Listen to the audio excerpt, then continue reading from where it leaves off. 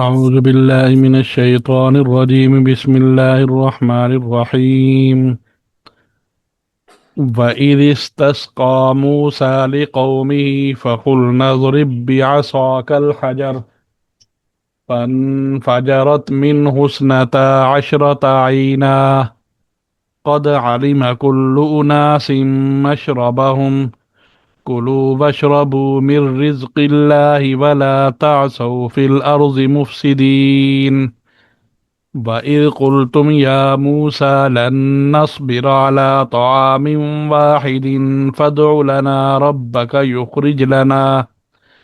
رَبَّكَ يُخْرِجْ لَنَا مِمَّا تُنبِتُ الْأَرْضُ مِن بَقْلِهَا وَقِثَّائِهَا وَفُومِهَا وَعَدَسِهَا وَبَصَلِهَا قَالَ أَتَسْتَبْدِلُونَ الَّذِي هُوَ أَدْنَىٰ بِالَّذِي هُوَ خَيْرٌ اهبطوا مصرا فإن لكم ما سألتم وضربت عليهم الذلة والمسكنة وباءوا بغضب من الله ذلك بأنهم كانوا يكفرون بآيات الله ويقتلون النبيين بغير الحق ذلك بما عصوا وكانوا يعتدون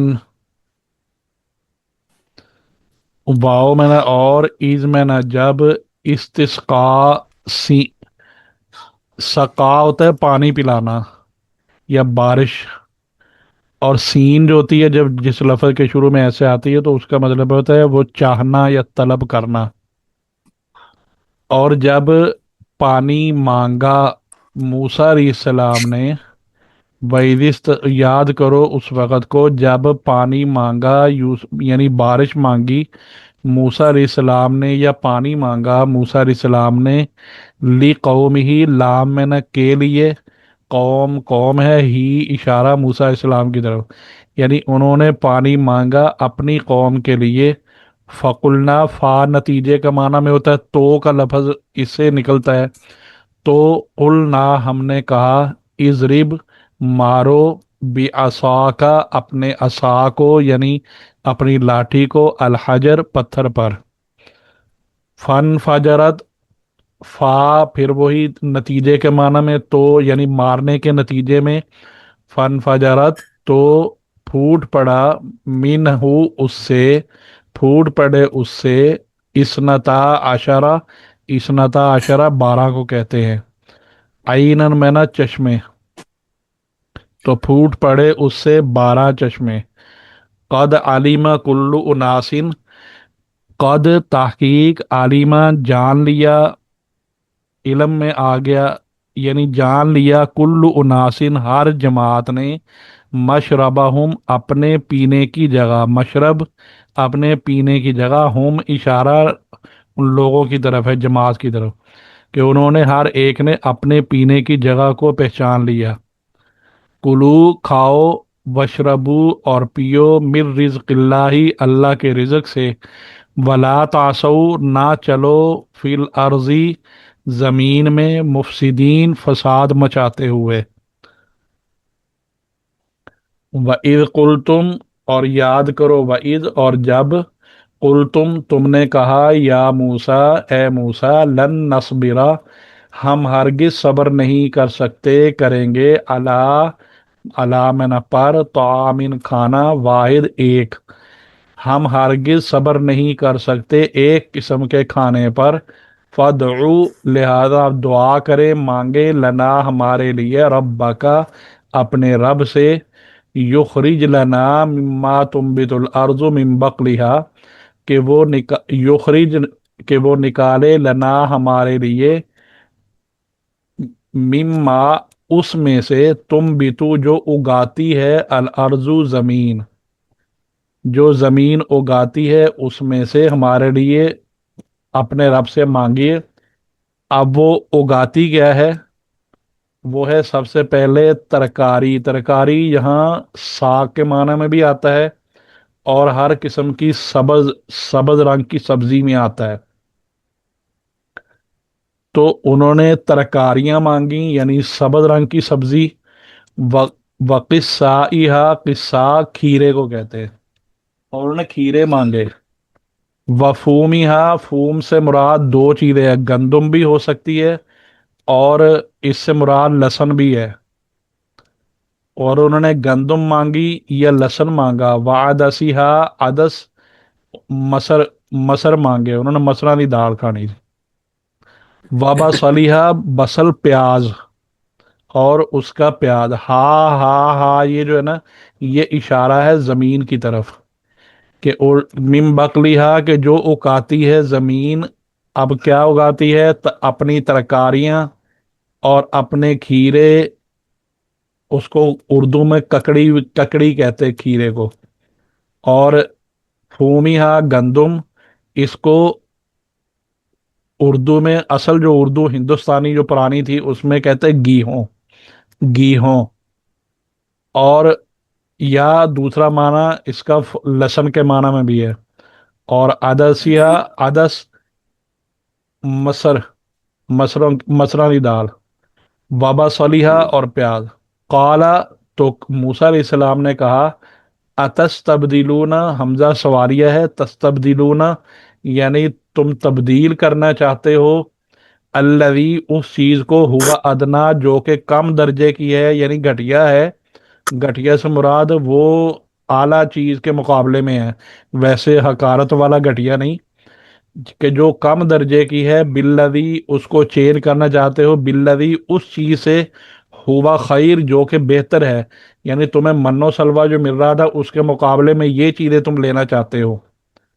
इहबितू, तो उतरो, मिस्रन, शहर में, यानी वहां कोई शहर होगा या आबादी होगी।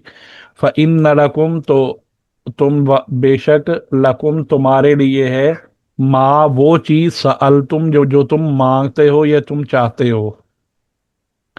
यानी मतलब ये है कि जाओ और खेती बाड़ी करो, खुद उगाओ, फिर खाओ पियो। वज़ुरिबत, और डाल दी गई, अलैहिम, उन पर, जिल्लत, यानी उन, इस की वजह से, कि नाशुक्री की वजह से उन पर जिल्लत डाल दी गई। वल मस्कना, और मस्कनत का माना मोहताजी, उन पर मोहताजी डाल दी गई क्यामत तक के लिए। वबाऊ, और वो लौटे। वबा, वाओ, और बाऊ में ना लौटना, वापस आना। और वो लौटे बिगज़बिन मिनल्लाहि, अल्लाह का गजब लेकर। ज़ालिका भी अन्नहुम, ये इस, ज़ालिका ये, यानी उन पर जिल्लत डालना, ये इस वजह से, बि अन्नहुम, इसकी वजह ये है कि बि अन्ना, ये के हुम, वो लोग, कानू यकफुरूना, वो इनकार करते थे, बि आयातिल्लाही, अल्लाह की आयतों का। वयक़तुलून नबीयीना, और कत्ल करते थे अंबिया को, बिगैर हक, ना हक। ज़ालिका ये, और ये भी इशारा उसी की तरफ है कि ये जिल्लत वगैरह, बीमा असव्वा, इस वजह से कि बीमा असऊ, कि उन्होंने नाफरमानी की। असाम है ना, नाफरमानी करना, कि उन्होंने नाफरमानी की। वकानू, और वो थे, यातदून, हद से तजावुज करने वाले, हद से तजावुज करने वाले थे। अल्लाह।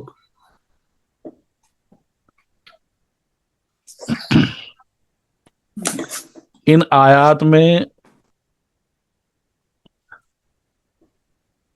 इन आयात में हजरत मूसा अलैहिस्सलाम ने अपनी कौम के लिए इस्तिस्का, यानी बारिश के तलब करने की या पानी तलब करने की दुआ फरमाई है। अल्लाह ताला ने पानी का समान कर दिया कि पत्थर पर लाठी मारने से चश्मे उबल पड़े।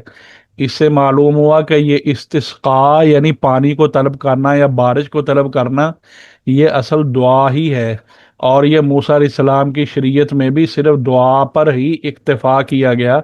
जैसे कि इमाम आज़म अबू हनीफा का इरशाद है कि बारिश तलब करने की के लिए असल जो पानी के लिए जो दुआ होती है, ये दुआ ही है, चाहे वो नमाज की शक्ल में हो, चाहे वो वैसे दुआ हो, असल तो है दुआ।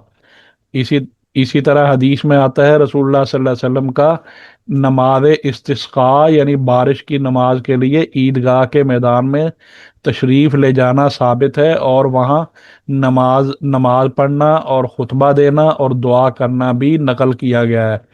कभी ऐसा भी हुआ है कि बगैर किसी नमाज के सिर्फ दुआ पर یعنی اکتفا کیا گیا، جیسا کہ صحیح بخاری اور صحیح مسلم میں حضرت انس رضی اللہ تعالیٰ عنہ کی روایت ہے کہ آپ صلی اللہ علیہ وسلم نے خطبہ جمعہ میں آپ صلی اللہ علیہ وسلم نے دعا فرمائی تو اللہ تعالیٰ نے بارش نازل فرما دی، اور یہ بات سب کے نزدیک تسلیم شدہ ہے کہ بارش طلب کرنا، چاہے وہ نماز کی صورت میں ہو یا دعا کی صورت میں ہو، اس کے اثر انداز یعنی مؤثر ہونے کے لیے گناہوں سے توبہ کرنا، اور اپنے فقر میں نہ محتاجی، مسکنت میں نہ عاجزی، اور عبودیت یعنی بندگی عبادت کا اظہار ضروری ہے۔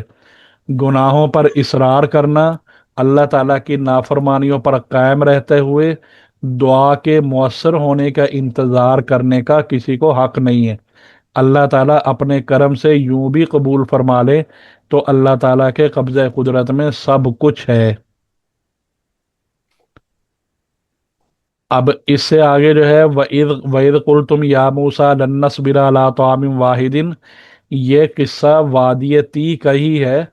من و سلوہ سے اکتا کر ان یہ ترکاریوں اور غلوں کی درخواست کی انہوں نے۔ اس میدان کے داخلی حدود میں کوئی شہر آباد تھا، وہاں جا کر رہنے کا حکم ہوا کہ جاؤ تم بیج ڈالو، بو کھیتی باڑی کرو، خود کھاؤ پیو۔ اب وہ بیٹھے بٹھائے کھانے کی موج ختم ہو گئی۔ اب جو ان پر اللہ نے فرمایا کہ ان پر ذلت اور مسکنت ڈال دی گئی، اس کا یعنی ذلت اور مسکنت کے یہ بھی ہے کہ یہودیوں سے قیامت کے قریب تک کے لیے سلطنت یعنی کوئی بھی حکومت چھین لی گئی ہے، البتہ بالکل قیامت کے قریب جا کر محض لٹیروں جیسا بے ضابطہ تھوڑا سا زور و شور دجال یہودی کا کل 40 دن کے لیے ہو جائے گا۔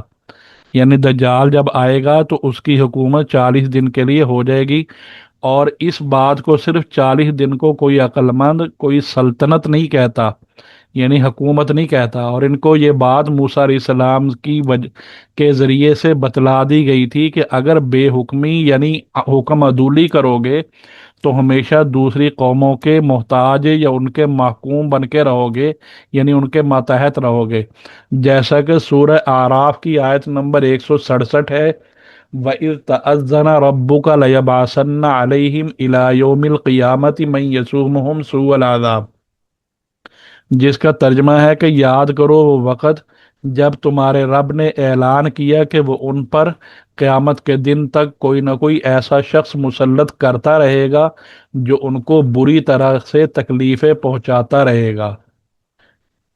تو اس لحاظ سے موجودہ جو اسرائیل کی حکومت ہے اس کی حیثیت بھی امریکہ اور برطانیہ کے غلام سے زیادہ کچھ نہیں ہے۔ بہت سے پیغمبر مختلف اوقات میں یہودیوں کے ہاتھوں سے قتل ہوئے، جس کو یہ لوگ دل میں برا سمجھتے تھے کہ یہ ہم نے غلط کیا ہے، لیکن پھر بھی ضد اور ہٹ درمی کی بنا پر اندھا دھند یہ کام کرتے رہے۔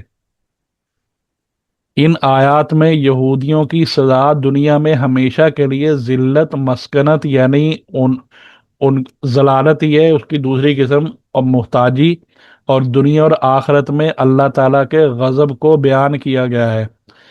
ان کی ہمیشہ کی ذلت اور محتاجی جو ہے اس کا خلاصہ ائمہ تفسیر نے نقل کیا ہے، جس کا مطلب یہ ہے کہ یعنی وہ کتنے ہی مالدار بھی ہو جائیں ہمیشہ تمام قوموں میں ذلیل اور حقیر ہی سمجھے جائیں گے، جس کے ہاتھ لگیں گے وہ ان کو ذلیل کرے گا، ان پر غلامی کی نشانیاں لگائے گا۔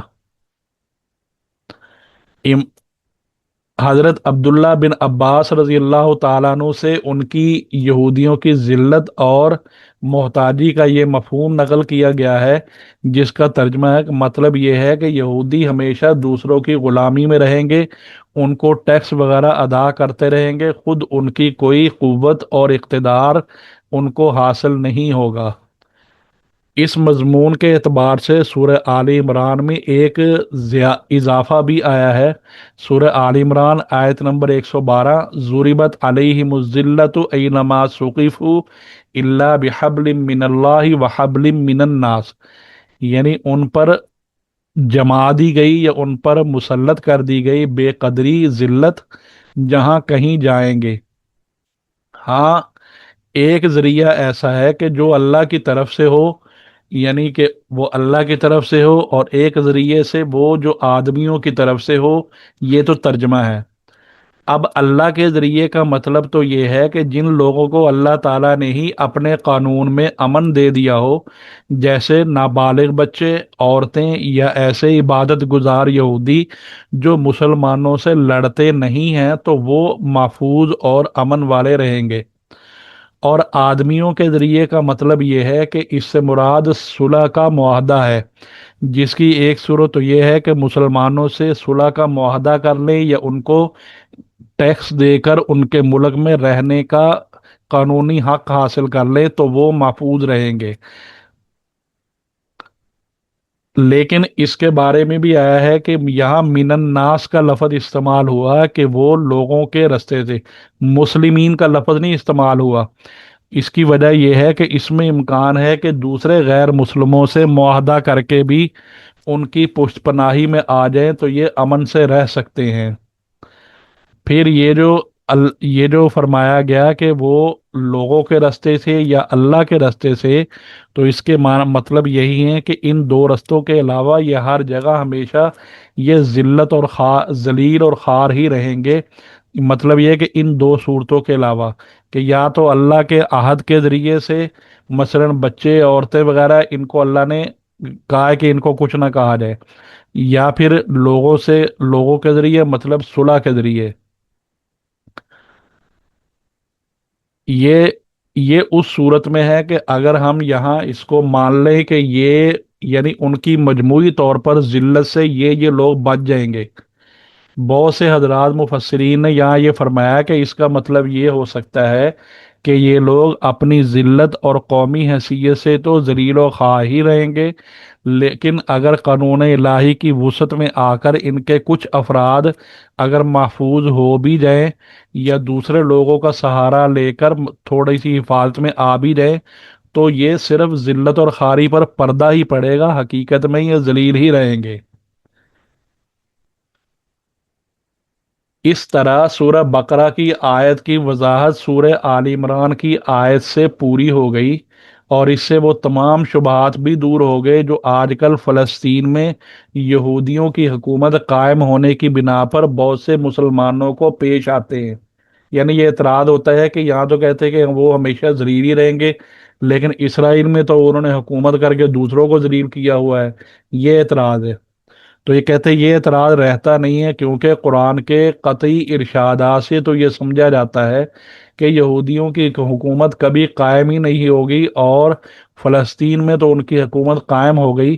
तो जवाब वाज़ेह है कि फ़लस्तीन में यहूदियों की मौजूदा हुकूमत की हकीकत से जो लोग बाखबर हैं वो अच्छी तरह जानते हैं कि ये हुकूमत असल में इसराइल की नहीं है, बल्कि ये अमेरिका और बरतानिया की एक छावनी से ज्यादा या उनकी मरहून मिन्नत के अलावा और कुछ नहीं है। ये अपनी जाती ताकत से एक महीना भी जिंदा नहीं रह सकते।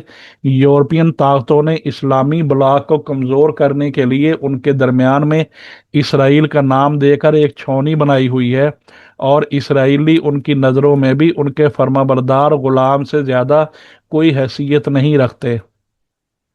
तो सिर्फ कुरान करीम का जो ये इरशाद है, वहबलिम मिनन नास, यानी लोगों की हिफाजत, लोगों से सुलह के जरिए ये उस सहारे, ये लोगों के सहारे से अपना वजूद कायम रखे हुए हैं, लेकिन वो भी जिल्लत के साथ। इसलिए मौजूदा इसराइली हुकूमत से कुरान करीम के किसी इरशाद पर कोई थोड़ा सा शुबा भी नहीं हो सकता। इसके अलावा यहाँ ये बात भी काबिल गौर है कि यहूद और नसारा और मुसलमान, यहूद ईसाइयों और मुसलमानों में सबसे पहले यहूद है, कि इनकी शरीयत, इनकी तहजीब सबसे पहले है। अगर पूरी दुनिया में फ़लस्तीन के एक छोटे से कस्बे पर उनका तसल्लुत किसी तरह हो भी गया है, तो पूरी दुनिया के नक्शे में ये हिस्सा एक डॉट यानी नुक्ते से ज़्यादा कोई हैसियत नहीं रखता। इसके मुकाबले में ईसाइयों की हुकूमतें या मुसलमानों के बावजूद ज़वाल के इनकी हुकूमतें, या इनके अलावा बुत परस्तों की हुकूमतें, या दहरियों की हुकूमतें जो जगह जगह मशरक़ से मगरब तक फैली हुई हैं, इनके मुकाबले में फ़लस्तीन, और वो भी आधा सा, इस पर भी अमेरिका और बरतानिया के ज़ेर साया कोई तसल्लुत यहूदियों का अगर कोई हो भी गया है, तो इससे पूरी यहूदी कौम अल्लाह ताला की तरफ से लगाई हुई हमेशा की जिल्लत का कोई जवाब बन नहीं सकता।